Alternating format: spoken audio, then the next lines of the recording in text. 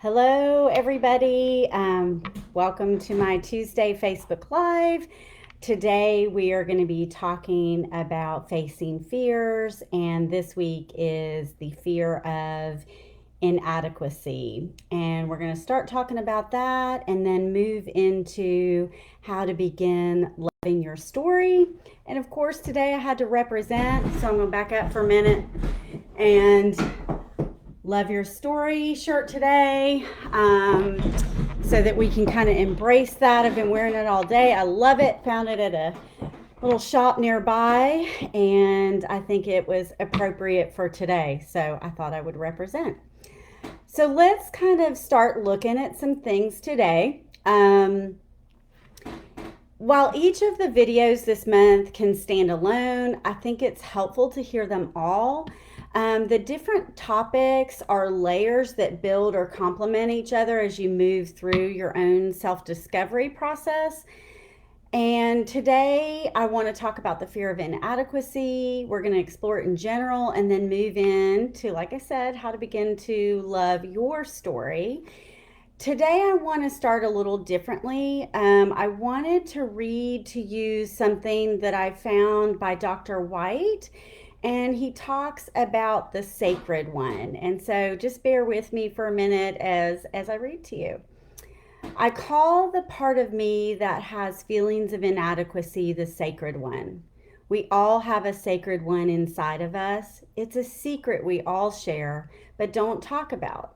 So we walk around acting as though we know what we're doing. It's important to talk about this secret because it's connected to how we show support, to how we form relationships. It's connected to performance issues and to learning. This part of me, the sacred one, hinders me from fully unfolding my giftedness. Once I've established that I can do something adequately, I keep doing what I know. This part of me then feels safe because in the eyes of other people, I can do what I know adequately. The sacred one's motto is safety and security at all costs. Dr. Bowen F. White. So let's go in. Have you ever struggled to feel good about yourself? Do you wonder if you're good enough? Do you question whether you're competent enough? Those are all signs that you may be dealing with feelings of inadequacy. And most of us have struggled with this at some point or another in our lives. When younger, not making the grades we wanted or our parents expected, not getting picked for the team, the boy or girl picking someone else to date. Maybe we were nervous about being a good parent or felt down about making a mistake or not getting the job we wanted. For some, that inadequate feeling is pervasive or their default feeling every time something goes wrong. Why? There are three main things that can fuel this. One, and we talked about this a little bit last time, unhelpful comparisons and how this process of comparison can already set you up for failure. Two, negative self-talk or limiting beliefs that fuel this cycle of inadequacy. And three, unresolved early life experiences, distressing events, or trauma. So we're going to look at all this. I do want to mention before we jump in further, if this becomes too much, turn me off. If your feelings ever lead you to a place of self-harm or suicidal ideation, help is available. Start with your primary care physician if you don't know where to start with getting help. If feelings of inadequacy stem from past or current situations and you feel stuck around those issues, seek support in getting safe and unpacking this further and healing. So let's go into this inadequacy. If you're feeling chronically inadequate, there's a good chance one or more of these underlying causes is to blame. One, your emotional expectations are unrealistic. You rely on reassurance to feel good. You often dwell or ruminate about past mistakes, and your values are unclear. So once we go into that, I want to revisit the moment where we talked about shame last time because I think that is so much a part of this as well and a lot of the things we fear. Shame is toxic because instead of feeling bad about our actions, which is more of a guilt, and our efforts, which is under regret, shame makes us feel bad about who we are. So, guilt and regret, we can kind of shift over and put those into a category of more solvable problems. But shame is about who we are. And today, that is, I am inadequate. So, what do we usually do when we're in shame? There's different reactions that most people fall into: withdrawal, attacking the self in terms of that negativity or that inner critic, avoidance, and attacking or lashing out at others. So, how do we stay out of this shame place or combat it? And this is important because this reactivity can fuel the shame cycle and sense of inadequacy, especially like if we lash out at others or our inner critic gets out of control, and then that really fuels that cycle over and over again. So ask, what can I challenge related to shame and move to regret or guilt so it becomes solvable, as I said before? Is there an area where I am inadequate and I simply need to focus on skill building? 2, become aware of unrealistic emotional expectations. Whether that's about yourself or others, these are the shoulds related to how you feel or how others should feel or how you should react or someone else should react, all those shoulds. When your emotional expectations are unrealistic, you end up feeling bad about feeling bad, which then fuels that sense of inadequacy. So let me say that again, feeling bad about feeling bad. Drop the expectations. When you feel, practice mindfulness. That's just trying to notice without judgment. Self-awareness is the key to cultivating new habits. To let go of a habit that no longer serves you, it's important to notice what's happening in your body, tracking those sensations, the emotions, the thoughts, the responses, and tracking that with a curiosity. What is it trying to tell you? There's usually meaning. 3, seek support instead of reassurance. So reassurance seeking is a habit and can even in certain diagnoses become a compulsion. It's the habit of relying on other people to feel good about what you're doing, what you're deciding, or who you are. There's a difference between seeking support and reassurance seeking. And so I'm not talking about seeking support. We all need support. Your gut can usually tell you what lane you're in, right? You may get relief with reassurance seeking, but you remove the opportunity to learn about yourself, to develop the skills needed to cope with distress and uncertainty. And like I said in the other video, we talked some about that and the avoidance and that seeking certainty. But ultimately, what it does is it zaps your self-confidence. You don't learn to trust yourself either to make good decisions or to handle things if things don't go well, which happens. And this pattern can also hurt your relationships with others as they can begin to feel drained with that need to make you feel good about yourself or reassure you so you're not in that anxious state or that feeling place of inadequacy. Develop the skills of healthy reflection rather than dwelling on past mistakes. So analyzing what went wrong and making a plan to avoid it in the future is healthy reflection. And that's really different than negative evaluation or ruminating about past mistakes. So you have to ask yourself, is what I'm doing productive? Because that healthy reflection is productive.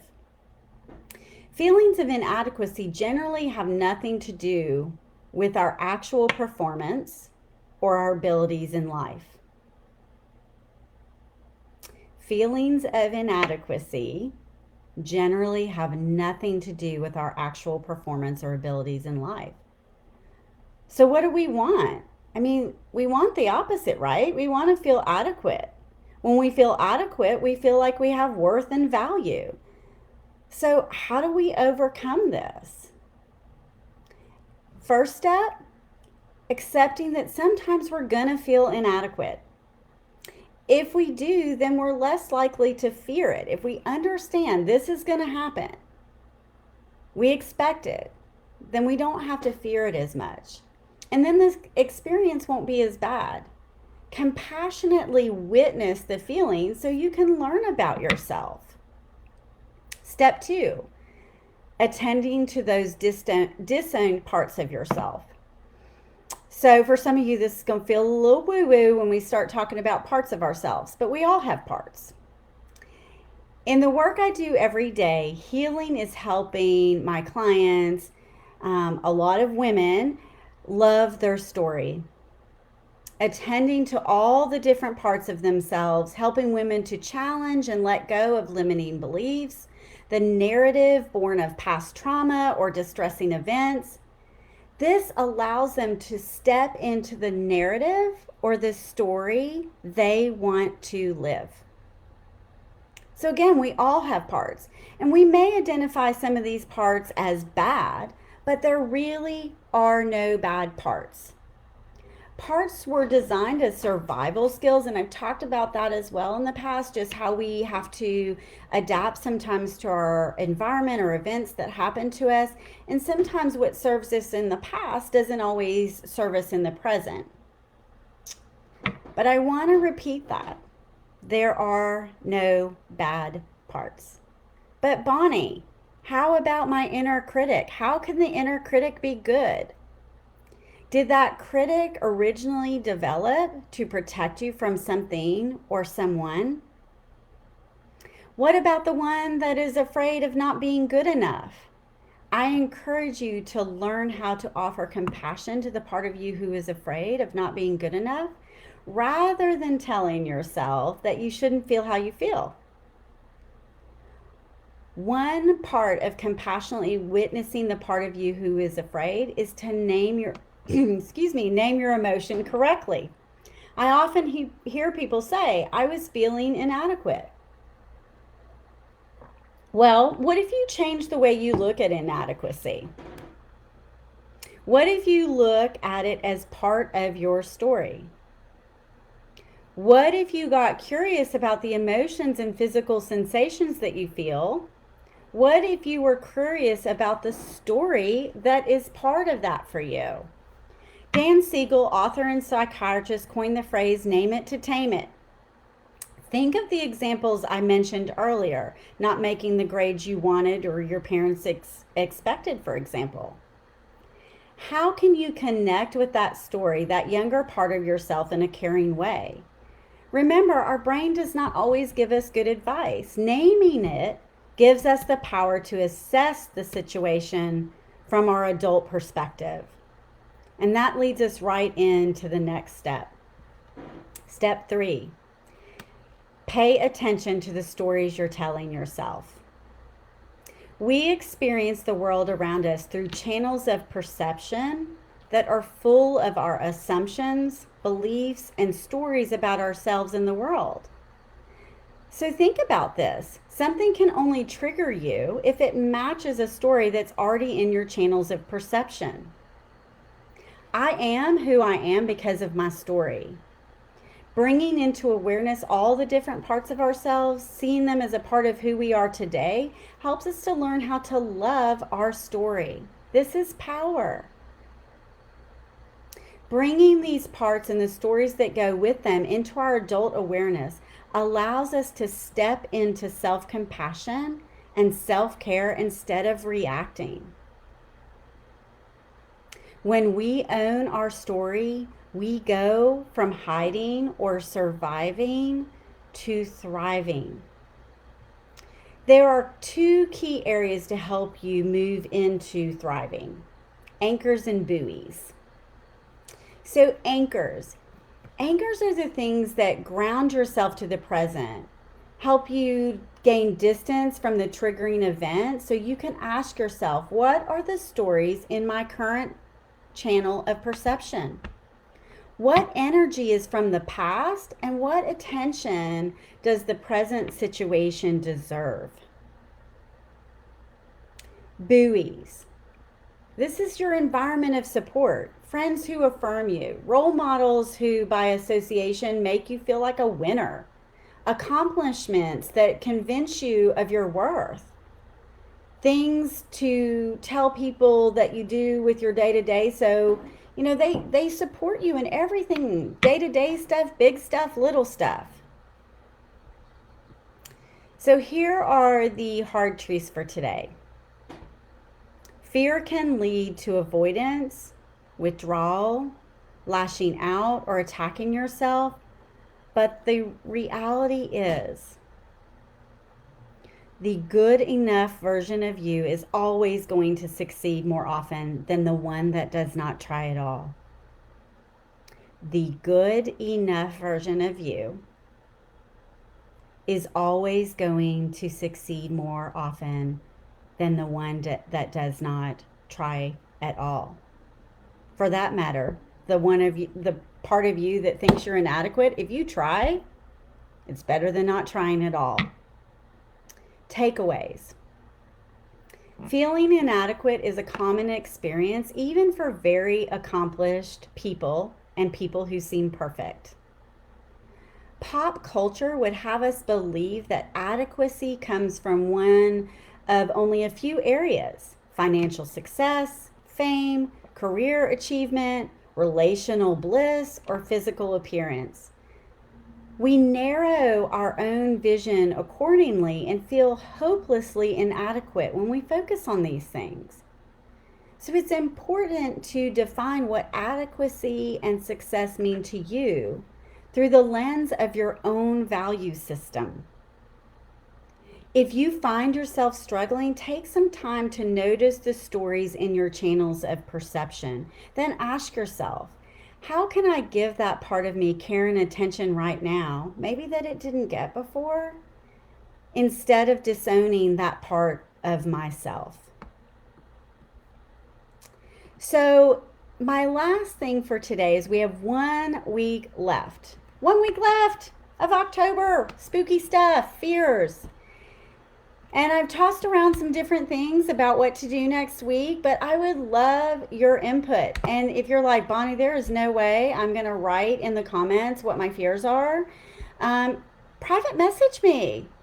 I looked at different things: fear of making mistakes, fear of judgment from others, and, toss some different ideas around, and I can certainly make that decision and pick. But if some of you guys are struggling with a fear that I haven't addressed or mentioned, or maybe one of these other two that I just did resonate with you, I want to speak to what you need. These are challenging times, and a lot of us are feeling still very disconnected with working from home, not being able to get out and participate in things like we normally do. And if anything I can do can speak to something you're struggling with, I would love to do that. So please leave me a comment or private message me if you have an idea. I'd love to hear it. Have a great rest of your week. And guys, love your story. Bye.